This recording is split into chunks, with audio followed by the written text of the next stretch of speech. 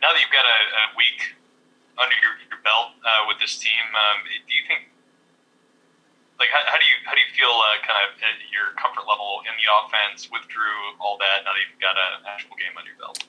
I think my comfort level is probably about at 85. Obviously I wanted to be more, but not being able to go through OTAs and stuff like that. Obviously, I'll be lying to you guys if I say, yeah, I'm 100% comfortable. But I know week by week I'm gonna get more and more comfortable with the personnels and with the plays and everything. And so, I'm looking forward to this upcoming game to see if I can get that 85 to 90 and week by week, just like I said, just keep progressing because it's not an easy offense. It's an offense it's a reason why they're explosive passing offense because you move around a lot, different splits, different personnel. It's a lot of moving pieces, and so it can definitely make your head spin. But I'm starting to grasp it more and more. Next question's from Amy Just. Yeah. Off the field, you're one of the more veteran guys in that room, and how, I guess, have you worked in kind of teaching some of the younger guys, because there are a lot of younger guys in there too, even though you don't know, I guess, the offense as well as you want to right now? Yeah, I think it's just about speaking up if I see anything, right?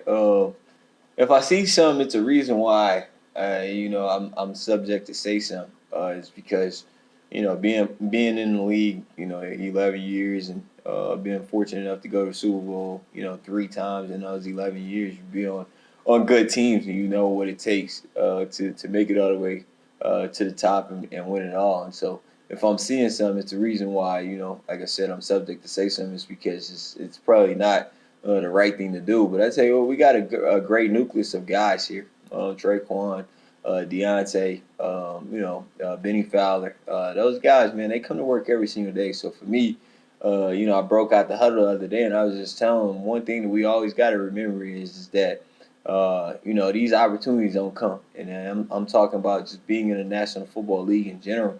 It's a blessing to be in the NFL, and I know sometimes we get so caught up in the hype of it or the games or trying to be perfect and make the plays, but sometimes you got to take a step back and realize how blessed we are, to be able to do what we do. This is the American dream for a lot of people. Everybody want to be a professional NFL player. And so, I was just telling them, just don't think about the X's and O's so much. Always remember to have fun and remember how blessed you are. And I feel like, in me telling them that, I was also telling myself that because sometimes we can get caught up in, and that always helped me to relax and understand, how blessed I am. Next question's from Omar Ruiz. Hey, Emmanuel, obviously you have a history of playing with some great quarterbacks over the years. I'm curious, you mentioned, maybe 85% of the comfort level there.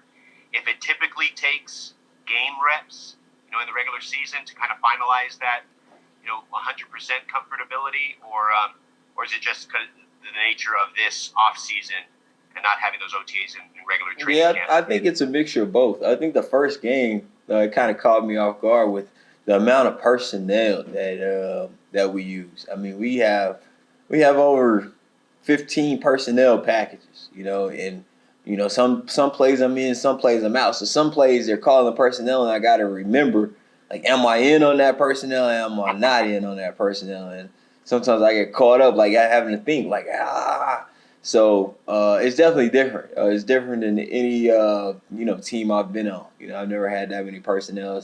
Most of the time, if you got 3 wide receivers, that's a 3 wide receiver personnel. If you got 2 wide receivers, that's a 2 wide receiver. If you got 1, that's the 1, and that's it. Most teams have probably about 6 personnel. Here, you got a lot, and it's gonna be an adjustment. But like I said, it's a reason why they do it. Because they try to get guys in the right position to make the best plays possible, and so they've been having a lot of success with it, and I'm open to it. Like I said, it's just a learning process for me. Cool, thanks, man. All right. Last one from Nick Underhill. Yeah, with the way they bring guys from all kinds of different spots on the field, and routes from different places, and interchange spots, do you almost have to know the offense like a quarterback just to know the ins and outs of everything? Not so much. That's Drew's job.